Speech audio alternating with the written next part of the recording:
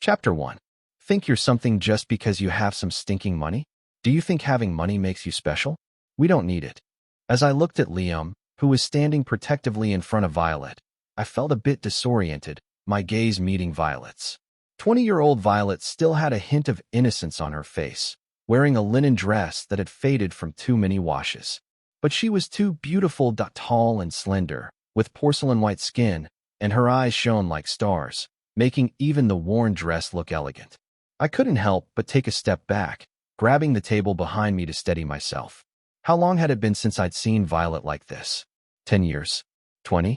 It had been so long that I couldn't remember. After all, it was something from my past life. Violet was slightly startled when she saw me step back. Liam kept babbling, but I couldn't hear anything anymore. Everything in front of me was exactly the same as it had been in my previous life. Back then, she didn't want my sponsorship, but I insisted on giving it to her. I had loved Violet for 7 years, and I knew her family was struggling. Her father was a degenerate gambler who would drink himself into a stupor after losing all his money, then come home to beat her and her mother. Her mother couldn't bear the abuse and eventually committed suicide by drowning. Violet had been collecting trash and working odd jobs since she was a child, relying on scholarships to get through school. I, on the other hand, had grown up in a wealthy family, and we shouldn't have had any intersection. But she was always a top student, so our private high school, in pursuit of higher graduation rates, gave her a scholarship, and we ended up attending the same school. At that time, our circle was full of spoiled rich kids, none of us interested in studying. We spent our days idly waiting to go abroad, get a degree, and come back to inherit our family businesses. Only Violet was different. She had clear goals, studied hard during class, and worked after school. Although she had no money, she never saw it as something to be ashamed of. She was always dignified and unyielding. She was too unique, like a beautiful and resilient wild orchid growing in a greenhouse, completely out of place among the surrounding decadent flowers. That's when I fell in love with her. I loved her so much I couldn't bear to see her suffer. Back then, I was young and naive, always thinking that I knew what was best for her. She had to work at night and couldn't make it to breakfast in the morning, so I would bring her lunch from home. Violet, the Wagyu beef my family chef makes is the best. You should try it. And the foie gras. My dad had it flown in especially. It's delicious. I was the only child in my family, raised with every comfort, and everyone around me pampered me. Their excessive pampering left my mind blank that I just wanted to give her the best, but I completely ignored whether she wanted it or not. Our classmates would tease, "George, what does she know about foie gras? She probably can't even afford chicken liver." I scolded them, "Mind your own damn business." I didn't notice Violet's fingers turn white as she gripped the lunchbox tightly. After a moment, she returned the lunchbox to me and coldly said, "Thanks for the offer, but no thanks." "Don't be like that, Violet." A girl winked at her. "If you get with George, you'll never have to work again. Just grab the opportunity. Yeah, then your dad can gamble as much as he wants, and he won't have to touch your tuition money anymore." Ha ha ha. Everyone burst into laughter. I slammed the table and stood up. "Shut the hell up." They stopped laughing, but Violet suddenly stood up and walked out. I chased after her, trying to give her the lunchbox. "Violet, don't listen to them. Just eat the food, or you'll be too tired after working tonight." She stopped and suddenly turned around. I froze. Her eyes were full of hatred and disgust. Chapter 2. Teenagers have terrible memory. I quickly forgot about that incident and continued to pursue Violet. For her, I even started studying seriously and ended up attending the same university as her. My father was so pleased that he doubled my allowance. University made Violet even busier. Her scholarship application was rejected, and the poverty subsidy was taken by a classmate who had connections. At her lowest point, she could only afford a single bun from the cafeteria each day and filled up on free soup. I couldn't stand to watch this and offered to sponsor her, but she refused. She worked 3 jobs a day and eventually collapsed from exhaustion on the street. I couldn't bear it anymore and grabbed her, insisting on giving her money. "Violet, why won't you take my money? What are you trying to prove by working yourself to death?" I went to her class advisor and forcibly paid her tuition. By then, I had matured a bit and knew to consider her pride. So when we ate, I always pulled her along and pretended I couldn't finish my food, asking her to share it with me. When we went out, I would claim I had gotten free tickets and insisted she come along. Gradually, it seemed like Violet and I were getting closer. I sponsored her until graduation, even sponsoring her childhood friend Liam to make her happy. After graduation, Violet started her own business. She had always been an excellent student, and during school, she developed a stock trading software with her friends. But they faced numerous rejections and couldn't secure any investments. I couldn't stand to see her so disheartened, so I asked my father to invest in her company. I remember that night Violet was unusually silent as I held her. Almost falling asleep, she suddenly spoke. "George, why do you do all this?" At the time, I thought she was asking why I was so good to her, so I confidently said, "Because I like you." "Violet, do you like me?" I held her hand. "I've been so good to you. If you don't be with me, it would be really ungrateful." I was just joking at the time, but Violet didn't say anything, and I thought she had agreed by default. And so we got together. 2 years later, Violet and I got married. The wedding was simple. Violet said she didn't like crowds, so we only invited a few close relatives and friends. They were all my relatives and friends. On her side, she was the only one. Violet remained distant even after we got married. I was foolish back then, thinking it was just her nature and that if I kept being good to her, I would eventually melt her heart, even if it was made of stone.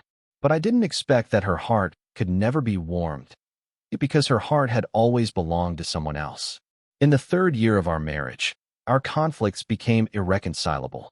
I couldn't stand her coldness day after day and confronted her, asking if she still loved her childhood friend. She just stared at me coldly without saying a word. When I pushed her too hard, she simply slammed the door and left. Her coldness drove me to madness and obsession. Every time she came back, I would confront her, argue with her, and in our worst fights, I would lose control and say, "If I had known you were such an ungrateful wretch, I would have raised a dog instead, at least it would wag its tail at me." For a moment, her expression showed anger, but she quickly calmed down. After that day, she stopped coming home altogether. I later found out that she had been with her childhood friend all along. They had built a new home together, and she was even pregnant with his child. Those years, she lived a happy and fulfilled life outside, while I was left alone in an empty house. My once overflowing love had turned into a poison filled with hatred. Violet became successful in her business, but she was richer than my father. I had nothing left to use against her. The only thing I had was our marriage. I staked my life on revenge against her. I refused to divorce her, no matter how much money she offered. She had destroyed me, and I would never let her live in peace. The man she loved would always be nothing more than a shadowy third party. The child she had with him would always be an illegitimate child born in the dark.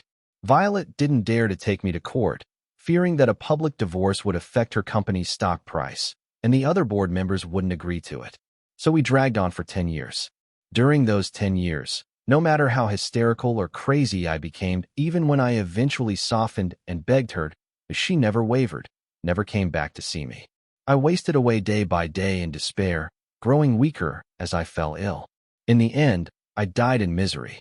Chapter 3. I snapped back to reality and looked at Violet beside me. An overwhelming hatred surged through my entire body, making my heart feel like it was about to explode. For a moment, I could barely stand. After I died, she must have finally gotten what she wanted. Perhaps the way she treated me was meant to hasten my death. I still remember how my medication was suddenly switched before I died. When I asked the butler, he simply said it was a milder drug. I didn't suspect anything, however. Not long after taking that medication, my health began to deteriorate rapidly until I couldn't even sit up anymore. It wasn't long before I breathed my last. It was her, wasn't it? Who else could it have been? She hated me that much, enough to want me dead immediately. She wanted to marry Liam. How cruel she was. I looked at Violet, forcibly suppressing the urge to lunge at her and end her life right then and there. I was filled with such hatred. I believed that aside from being too young and not understanding how to protect her pride, I had never done anything to wrong Violet. I didn't even force her into marriage. I had even asked her if she wanted to marry me, and if she didn't, I would have waited. And yet she hated me this much. Liam, just like in my previous life, shouted at me, "George, do you think you're so great just because you have money? What gives you the right to insult people like this? Take your filthy money and get lost." I looked at him. Liam wasn't bad looking. He just appeared a bit shabby in his worn-out sportswear, staring at me with agitation. This was the man Violet loved, the one she would rather kill me to be with. It was the same in my past life. Violet and I were having a decent conversation when I suggested she could repay me the tuition fees after she started earning money, treating it as a loan. But Liam suddenly accused me of throwing money at her, claiming I was humiliating Violet. It was only later, during my arguments with Violet, that I slowly realized she had always believed that I was throwing money at her, humiliating her. I suddenly found it all quite laughable. Looking at Liam's protective stance, I smirked. You've got it all wrong. Chapter 4. Liam's expression went blank for a moment. What did you say? I smiled. You think my sponsorship is an insult to you, don't you? We're classmates, that how could I insult you like that? If that's how you feel, then forget it. You two can continue working your jobs. Liam's family situation was similar to Violet's. His father had fled with debts, leaving his mother to work herself into illness to support his education, and now she could only lie bedridden at home. Maybe because of their similar circumstances, he and Violet had always been close, and he was always around her. He often liked to tag along whenever Violet and I went out. Sometimes when I was reluctant, he would confront me in front of Violet. George, are you avoiding me because I'm poor? Do you not want to be friends with me? Before I could even respond, Violet would link arms with him and say seriously, if you think we're not good enough, then we won't go. I had no choice but to take him along. During meals, he would stare at the lobster on his plate and say, do you eat this well, every day? We really do live in different worlds, don't we? Several times, just when Violet and I were having a good conversation, he would suddenly say something like that, and Violet's smile would fade, and she would stop talking to me. At first, I thought he was just being thoughtless, but later, once when Violet and I were walking together, I turned back to say something to him and caught the look in his eyes. Liam's face was expressionless, but his eyes were filled with malice and hatred. When he saw me turn around, he was caught off guard and quickly forced a smile. But all I felt was a chill down my spine. It was then that I realized he despised me, or rather, he hated me. Actually, right after Violet and I got married, there was a brief period of harmony. At that time, her company was starting to take off, and she secured her first big contract. After the celebration, she drunkenly wrapped her arms around me, smiling as she said, honey, what do you like? Your wife will buy it for you. I felt sorry for her, knowing how hard it was for her to earn money, so I held her. There's no need.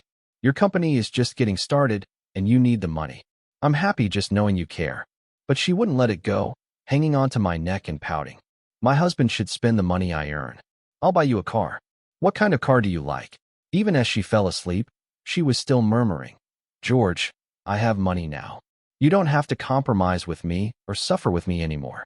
Sure enough, the next day, she bought me a car. But before I could even respond, Liam showed up. He looked at the car keys in my hand with a strange expression, then suddenly snatched the keys from me, smiling at Violet as he said, oh, I remember. George had a car like this when he was in college. A friend gave it to him, right? He used to complain that it was too cheap to drive around. Whether that was true or not, I had long forgotten. But Violet's expression immediately darkened. She took the keys from him without a word and left. After that, she started to grow distant from me. The next time I saw the car, it was Liam driving it, a smile playing on his lips.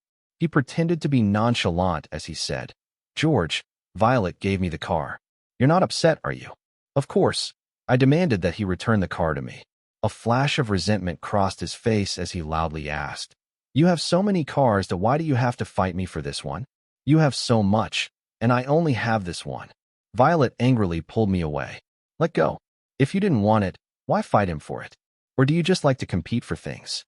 That time, I was too proud to take such an insult, and we ended up having a big argument that didn't end well. It wasn't until later that I understood. Liam wasn't talking about the card, he was talking about Violet. He thought I had taken her away from him, which was why he hated me so much. Chapter 5. George. Violet suddenly grabbed my arm in a panic, as if realizing something was terribly wrong. Wait.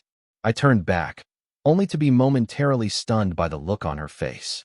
There was an intense turmoil in her eyes, as if something deep inside her was about to break free. Even her voice trembled slightly. No, this isn't right. George, Why aren't you sponsoring me anymore? Don't you like me a lot? Her sudden desperation shocked me. What was wrong with Violet? Had she lost her mind? Or was she angry about the way I spoke to Liam? But in my previous life, at this point, I hadn't even won her over yet. She had always been cold and indifferent to me, never showing any warmth. Had she gone mad? I tried to shake her off. Let go. But she only held on tighter, her eyes even reddening slightly. George, do you not like me anymore? Are you abandoning me? This time, I was genuinely scared. When had Violet ever said something like this to me? I whitened my eyes in disbelief. Violet, have you lost your mind? Or are you possessed? But she didn't answer, just stared at me intensely, her gaze filled with obsession and madness. My temper flared up. She had treated me so horribly in my past life, and now she dared to glare at me like this? Didn't you think my sponsorship was humiliating you, Violet? Or are you just shamelessly waiting for me to beg you to live off me? Liam opened his mouth, clearly not expecting me to speak to Violet this way. Of course, in my previous life, this was the time when I was most infatuated with her. I had been careful with every word, afraid of hurting her pride. But now, I didn't care at all. Violet, who do you think you are? I sneered. Ungrateful and treacherous. I wondered how I could have ever fallen for someone like her. But instead of getting angry, Violet's face drained of color, leaving her deathly pale. I yanked my hand away from her grip and left without looking back. Chapter 6. The card I had given to Violet had 200,000 yuan on it, enough to cover her tuition and living expenses. I took the card and spent the money myself instead. If giving her the money only led to trouble, I might as well buy myself a new watch, at least it would tell me the time. In my previous life, apart from that one car, Violet never gave me anything. Birthdays, anniversaries, holidays that I always carefully picked out gifts for her, but she never seemed to remember, or maybe she just didn't care. Meanwhile, Liam had turned into a rich playboy overnight. He spent Violet's money on everything. Cars, watches, clothes, spending hundreds of thousands at a time. Every time he bought something new, he would come flaunt it in front of me. George, Violet got this for me from Paris. What did she get you? Nothing, I bet. Then Violet and I would have a huge fight, making our relationship even worse. Looking back now, I wonder why I ever cared so much about what she gave me. I could buy anything I wanted myself. So I added another 100,000 to the 200,000 and bought myself a Vacheron Constantin. As I got off the bus back to school, I unexpectedly ran into Liam and Violet. When Liam saw the new watch on my wrist, his expression changed, filled with barely concealed hatred and jealousy. At this point, Violet was still dirt poor, and so was he. The sweatpants he was wearing were fraying at the edges, even though he had tried to trim the loose threads and iron them flat. But anyone could tell at a glance that they were cheap clothes bought from a roadside stall. George, you really are rich. He stared intently at my wrist, his fists clenched tightly. A Vacheron Constantin, that's really expensive. Just one watch costs more than our tuition for several years. He leaned close to Violet, saying deliberately, we really do live in different worlds, don't we? In the past, whenever he said something like this, I would always try to explain, but my words usually made Violet even more unhappy. Now, I couldn't care less. I smiled slightly. It seems you're not just poor, that you're also not very bright. It took you this long to figure it out. My family lives in a 500 square meter villa in the city center.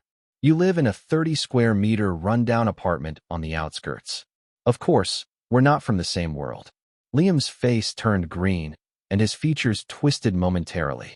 I walked up to him and spoke slowly, enunciating each word. Liam, you will never be part of my world. You can die of jealousy if you like, Violet. He quickly tried to play the victim with Violet. I scoffed. What else could he do besides cling to a woman? He was like a cockroach in the gutter. There's no need to look for Willow, I said. You two are equally disgusting. Like peas in a pod. Chapter 7. After cursing out those two scumbags, I went home feeling quite satisfied. It wasn't that I didn't want to get revenge on them. I still remembered how they drugged me in my past life. But, for one, the drugging hadn't happened yet in this life, so I had no evidence. And I wasn't about to waste my life on garbage like them. The torment of my previous life had been painful enough. In this life, I just wanted to stay away from those two. Whether they thrived or suffered, it had nothing to do with me anymore. I wanted a fresh start. However, even though I wanted to stay away from them, He seemed determined to haunt me. A few days later, a friend came to find me, grinning as he delivered the news. You didn't sponsor Violet and Liam, so now they're in a real mess. They can't even afford their tuition. I heard Violet's been working herself to the bone, and the other day, Liam wanted to buy a new pair of pants, but even after trying to pay with WeChat, Alipay, and his card, he couldn't scrape together the cash. He had to sell that iPhone you bought him just to barely cover his tuition. It took me a moment to remember that in my past life, before this point, I had noticed Violet's phone was outdated, so I bought her the latest iPhone 14 Pro Max. However, the very next day, I saw that phone in Liam's hand. I lowered my eyes and mocked. Is that so? They really are broke. I hadn't walked more than a few steps before Liam blocked my path. He was visibly agitated, grabbing me with indignation. George, why aren't you sponsoring Violet anymore? Do you realize her GPA is the highest in her major? If she can't continue because of tuition, can you live with that? At first, I was stunned, then I couldn't help but laugh. In my previous life, I eventually figured out what kind of people they really were. They wanted someone else's money but didn't want to swallow their pride. They would take the food off your plate and then curse you for giving it to them. The epitome of shamelessness. Whether she's top of her class or not has nothing to do with me. I shrugged. I'm not her father. How can you say that? Some classmates who knew us gathered around, and Liam, emboldened, pointed at me as if I were some sort of villain. You have a watch that's worth more than our tuition for years. What's the big deal about sponsoring us? Or are you just so selfish that you'd rather waste your money than help someone in need? He probably thought everyone was like Violet, easily swayed by his shameless arguments. Before I could respond, my friend spoke up. His family's wealth was on par with mine, but he had a much shorter fuse. He sneered at Liam. What mental institution left its doors unlocked and let you out? You idiot? If you need money, go beg for it, or better yet, sell yourself even though you're ugly. Someone might pay 80 yuan per time. Do it 10 times for 800 yuan, and after 100 times, you'll have enough for tuition. You've got arms, legs, and a brain. Why the hell are you begging other people for money? Is everyone supposed to be your dad? Liam, who was used to being sneaky and passive-aggressive, was stunned into silence by such a direct confrontation. Other classmates chimed in. Yeah, if you're broke, apply for financial aid. You can't just go around demanding money from people with that attitude. Shameless. No wonder you're broke. Liam took a step back, his eyes wide with disbelief. I sneered. I often treated my classmates to meals and outings, so naturally, they sided with me. Looking back, what did Liam have besides Violet? He couldn't beat me in anything. If I hadn't been so obsessed with Violet in my past life, someone like him wouldn't have even crossed my path. Just then, Violet appeared. Willow. Liam hurried over to her, ready to play the victim. I just asked George to sponsor you. He has enough money to buy all these watches, but he won't help you. I don't know what I did to offend him, but he insulted me terribly. George, he immediately changed his tone, speaking softly. I know you look down on me, but I'm only thinking of Violet. She's so talented. I felt a wave of disgust. Liam was like a leech. He didn't bite, but he was annoying as hell. The most infuriating part was that he was like a ghost, impossible to get rid of. Violet frowned slightly. Did you insult him? I couldn't help but laugh mockingly. Of course, she was always like this. The moment Liam acted pitiful, she would immediately scold me without even asking what happened. In the past, I would jump up and argue with her, then secretly feel hurt. But not anymore. I lifted my gaze to Violet. Yes, he's right that I did insult him. But to my surprise, Violet didn't get angry. She lowered her head, her tone soft, almost pleading. Then he must have done something wrong to upset you. She then turned to Liam, her voice cold. George isn't unreasonable. Apologize to him. I was dumbfounded. For a moment, I wondered if I was still dreaming. Liam was equally shocked. After a long pause, he stammered in disbelief. Violet, what are you saying? Violet's face darkened. I told you to apologize. Liam's expression shifted from shock to anger. How can you do this? I was just as bewildered. Violet, the girl who held Liam in her heart, was actually telling him to apologize to me. Had she lost her mind? A fleeting thought crossed my mind. Could it be that she was reborn too? But I quickly dismissed the idea. No way. In my past life, Violet hated me so much she even drugged and killed me. If she had been reborn, she would have stayed as far away from me as possible. She must have some other scheme. I stepped back, eyeing her warily. Violet seemed hurt by my reaction, looking at me with wounded eyes. George, I know I was wrong before. Will you forgive me? Don't you still like me? Let's be together. I'll make up for everything I owe you. The more she spoke, the more agitated she became. By the end, she was staring at me as if I were some long-lost treasure, her voice even trembling slightly. This was absurd. I couldn't help but clench my fists. In my past life, I had chased after her, wasted my entire life, all for her to say those words. But even at the end, she never told me she liked me. Yet now, after I had cursed her and humiliated her, she was telling me she liked me. What about everything I had sacrificed in my past life? I curled my lips into a sneer, my voice dripping with disdain. Be with you, Violet? Who do you think you are? What makes you think you're good enough to be with me? My clothes cost more than you could earn in 3 years of work. You're too full of yourself. What makes you think you deserve to be with me? Didn't she feel humiliated by me? Then let her feel what real humiliation was. Sure enough, Violet's face turned white. She hastily said, I may not have money now, but just wait, I'll be rich one day. Well, she wasn't wrong about that. She did end up making a lot of money. But what did that have to do with me? The hatred and disgust in my heart were almost unbearable. I looked at her with contempt and said, Violet, even if every woman in the world died, I still wouldn't be with you. Chapter 8. After I left that day, Violet kept staring at me, looking lost and forlorn. She looked pitiful, her shoulders slumped, and she stood there as if her soul had been drained. But I felt nothing but cold disdain. I didn't know what Violet was up to, whether she'd suddenly come to her senses or lost her mind entirely. The George who once loved her unconditionally was long dead in my past life. He was never coming back. Without my sponsorship, Violet and Liam were faring even worse in this life than the last. Violet's software hadn't sold, and her startup had failed. I heard they were so broke they were practically selling blood, but I couldn't care less. The next morning, my phone rang. It was Anna, an old friend. I was disoriented. It had been over a decade since I'd last seen her name. When I was with Violet, she'd hated my female friends and rich acquaintances, so I drifted from everyone. Anna and I had been family friends since childhood. The car she'd given me for my university birthday, it was from her father after she closed a big deal. Back then, my heart was so full of Violet there was no room for anyone else. The car had sat unused at home. George, I heard you finally put Violet in her place. Anna's excited voice burst through the phone. It's about time that she's been using you. We didn't dare say it before, but you've finally woken up. I smiled faintly. What's up? Gathering tonight at the old place, 8 p.m. You're coming. Hanging up, I realized the old place was a bar we'd frequented as kids.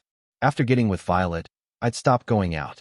I'd clipped my wings for love, stopped shopping at malls, started buying cheap clothes at street markets, avoided fancy restaurants, all to make Violet comfortable. I'd turned myself into a shadow of who I was, all for a love that wasn't there. That night at the bar, Anna beamed and pushed drinks my way. I didn't refuse, savoring the long-lost ease. These friends, especially Anna, were genuine. When I married Violet, Anna had vowed to deal with her if I ever got hurt. She'd kept that promise. When Violet got pregnant, and I later found out the child was Liam's, Anna had stormed into our house and slapped Violet. I'd held her back as she screamed, "You heartless bitch! George gave you everything." Violet had stood silent, blood trickling from her mouth. "Penny for your thoughts?" Anna nudged me, tipsy now, her face flushed. She leaned closer. "You really don't like her anymore, do you?" I glanced at her. She looked away, ears pink. I knew Anna liked me. In my past life, I'd ignored her for Violet, even fought with her over her. But Anna had always been there when Violet hurt me. If I ever married in this life, it'd be someone like her. Yeah, I nodded. I was blind before. Anna lowered her head, whispering, "What about me, then?" Before she could finish, someone grabbed my arm. I turned to see Violet, pale, tense, eyes downcast. "Come with me," she said, voice calm but trembling. Not wanting a scene, I followed her outside.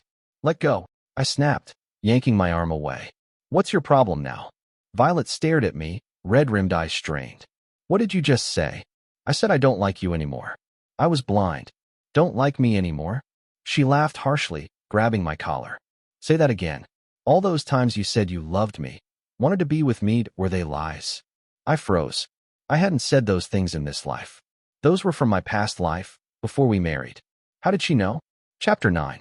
Violet flinched, realizing her mistake. You're reborn too, aren't you? I said lowly. She went silent. The midnight wind howled, dragging dead leaves. A car's headlights flashed and faded.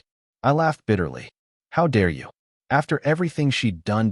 My death, her betrayal, but she had the nerve to act like this.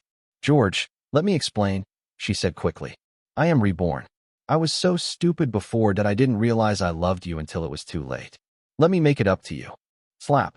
My hand connected with her face before I could think. I'd never hit a woman, not even when she'd betrayed me. But this audacity. Blood trickled from her lip, but she grabbed my hand, pressing it to her cheek. Is that enough? Hit me again. I deserve it. Her eyes filled with tears, something I'd never seen in our past life. Not even when her father beat her or she worked herself to collapse. Violet, are you insane? I stepped back. She hunched over, sobbing. I was so insecure. You were too good for me. I thought you'd leave me, so I pushed you away with Liam. I was stupid, George. I deserve to die. Just don't leave me. I laughed coldly. What about Liam? Weren't you in love with him? Didn't you drug me for him? Drugged you? She froze.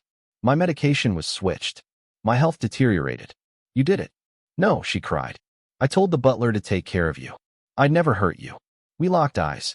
Realization hit, Liam. If not her, only he had access. So he killed me. I said dully. It didn't matter anymore.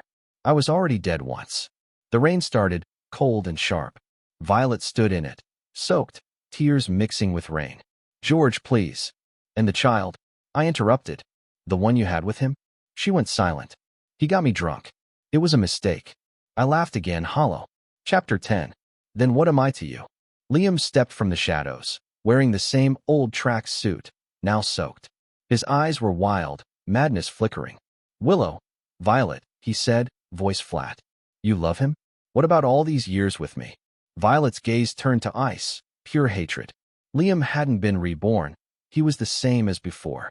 You drove a wedge between us, she said coldly. Lies, he sneered. You used me to make him jealous, to feel worthy. Now you blame me. Violet's nails dug into her palms. Liam, I said calmly. Violet isn't a possession. Her feelings are her choice. He stepped closer, one hand behind his back. You had everything. Wealth, adoration. Why take her? She was all I had. I tensed, stepping back too late. He pulled a knife, lunging. Die, he screamed. If you're gone, she'll be mine. I braced for impact, but someone shoved me aside. A muffled thud, a gasp. Liam froze, staring at Violet. The knife jutted from her abdomen, blood mixing with rain. She smiled at me, ignoring the pain. As long as you're safe. Chapter 11. By the time we arrived at the hospital, Violet had already slipped into unconsciousness. She'd lost too much blood and was rushed to the ICU for emergency surgery. Liam was arrested by the police who arrived at the scene. It wasn't until the third day that Violet finally woke up. I walked into her hospital room, feeling 1,000 words stuck in my throat, but I couldn't utter a single one. She looked fragile, her face ashen, yet she still managed a weak smile. George, are you okay? My emotions churned. Why did you take that knife from me? Her lashes fluttered down. I don't know. I just didn't want you to get hurt. Liam's knife had aimed for my heart. By some miracle, Violet hadn't suffered a fatal wound. What will you do now? I asked. Violet understood immediately, smiling bitterly. I'll tell the truth. He was your husband in the past life. You had a child with him. I sat on the edge of the opposite bed. But he killed me, she replied softly.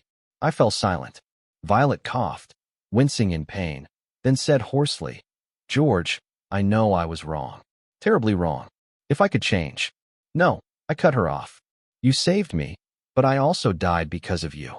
In the end, we're even. This doesn't erase the decade of pain you put me through. Her eyes reddened, and she bit her lip to stifle a sob. But George, you once said you'd always love me. I felt exhausted, laughing bitterly. Love can be worn out, Violet. You spent 10 years grinding mine away, piece by piece, until there was nothing left. Violet went pale, eyes filled with panic. You can't say that. You were the one who said you loved me first. Before leaving, I turned to look at her one last time. Violet had lost weight, The hospital gown hung loosely on her frame. Her face still held the traces of the girl I once loved, but her soul had aged decades. Perhaps we did love each other once, I said quietly, but the timing was wrong. Now, I really don't love you anymore. As I walked out, I heard her desperate sobs. But George, what am I supposed to do? Why was I reborn if not to hear you say you don't love me? I might as well have died in the past life. I kept walking, eyes dry. All my tears had been shed in another life. Chapter 12. Violet didn't protect Liam. He was sentenced to 7 years for attempted murder and expelled from university. I heard his mother couldn't handle the shame and jumped to her death. I didn't attend the trial. I understood why Liam hated me. It wasn't just about Violet. It was envy of my privileged life, my ease of winning love. He'd used her to feel superior, and when he lost her, he snapped. When he learned of his mother's death, he went berserk in court, screaming at the judge. Naturally, I'd arranged for that news to reach him promptly and ensured he'd have special company in prison. I hadn't forgotten the poisoning in my past life. He owed me. 3 years later, I married Anna. Our families threw a grand wedding, inviting all the city's elite. As we prepared to take the stage, my secretary handed me a red envelope, no name, just a card inside. Mr. Wong, it's a real check, but there's no sender, he frowned. Anna and I exchanged a glance, knowing who it was from. Well, if someone's eager to give us money, we might as well accept it, she smiled. My phone buzzed with a text from an unknown number. If you ever stop loving her, come back. I'll wait forever. Anna scoffed. Let her wait. Not even in the next life. In front of her, I deleted the message and blocked the number. Come on, I said, taking her hand. Everyone's waiting. The dark days were finally behind me. I'd never look back. Chapter 13, Violet's Perspective. When I saw George again, I froze. The man standing before me was the 20-year-old version of him, vibrant, full of life, a stark contrast to the hollow, broken man etched in my memories. I couldn't tear my eyes away, greedily drinking in the sight. It had been so long since I'd last seen George like this. In my past life, when the butler told me he'd died, I didn't believe him until I stood over his cold, lifeless body. Strangely, I felt nothing at first. The world faded. For seconds, I couldn't see or hear. It wasn't until someone shook me that I realized I'd collapsed. Did he leave any last words? I asked the butler calmly. He shook his head. No, madam. Oh, not a single word. What was left to say? When we were in love, he'd whispered sweet nothings. When we hated each other, we'd hurled every cruel truth like daggers. He'd cursed me to die alone. I'd called him a fool for loving me. We'd said it all, until silence was the only language left. That's when the chest pain started dull at first, then spreading like poison, hollowing out my heart. It felt as if 1,000 needles pierced me, so intense I had to kneel. I looked at George's body, willing him to move, to care, but he lay still. Of course he's gone, I thought. He'll never care again. Strangely, I felt no sadness. It was as if I watched someone else's tragedy, my body and mind disconnected from the heart that ached endlessly. What a bother, I thought. I had a meeting tomorrow. Now I'd have to plan a funeral instead. A sudden itch in my throat, coughing, then the butler's horrified shout. I looked down, blood spots on my chest. Oh, that's my blood, I realized, as a mouthful spilled out with each cough. After George's death, I didn't cry. I even packed his things. His room was sparse, cheap market clothes. No trace of the luxury he'd once loved. Good, I thought. It's finally over. But when I opened the cabinet and saw shelves of medicated oils, something shattered. I remembered the accident when I'd worked as a delivery driver, my leg throbbing in the rain. George had hunted down these oils, massaging my leg with a grin. What if they stopped making these? After we married, I'd barely used them, too busy fighting to notice. That's when the tears came hot, sudden, soaking my face. We did have good times, I realized. I did love him. But in the endless cycle of arguments, all that remained was our ugliest selves. After his death, George haunted my dreams. Sometimes we were young, and he'd offer a lunchbox. Violet, try this Wagyu beef, it's the best. Back then, I'd found him arrogant. Now, I ached for his earnestness. He'd shared his favorite things unreservedly, and I treated it like a threat. In other dreams, he'd lie in a hospital bed, eyes cold. I don't love you anymore. I'd wake gasping, torn between longing and terror. I visited a spiritual master. Is he trapped? Do I need to set him free? He studied me, sighing. It's not him who's trapped, child. I sat on that mountain for days before understanding. I was the one bound by the past. I was the one who'd loved him all along. 3 years after his death, I spiraled. I ignored Liam and the child that his child, not mine. On George's birthday, I swallowed sleeping pills, washed down with wine, and slit my wrists, welcoming the numbness. As darkness claimed me, a warm breeze brushed my face. Sunlight, birds chirping, soft fingers tangled with mine. I turned. There he was, 20 years old, grinning. Violet, what took you so long? I stared until my vision blurred, then hugged him tightly, sobbing. He tensed, then laughed, holding me close. Missed me that much? Yes, I choked out. More than I can bear. But even in that dream, I knew it was a lie. Waking to reality was 1,000 times worse. Reborn to atone, I realized too late. Death isn't the worst loss. Losing the man you loved, twice.is. Now, I live with the truth. George is gone. My punishment is to remember, every day, the love I destroyed. This is my hell, a lucid, inescapable agony, a life spent paying for the happiness I threw away.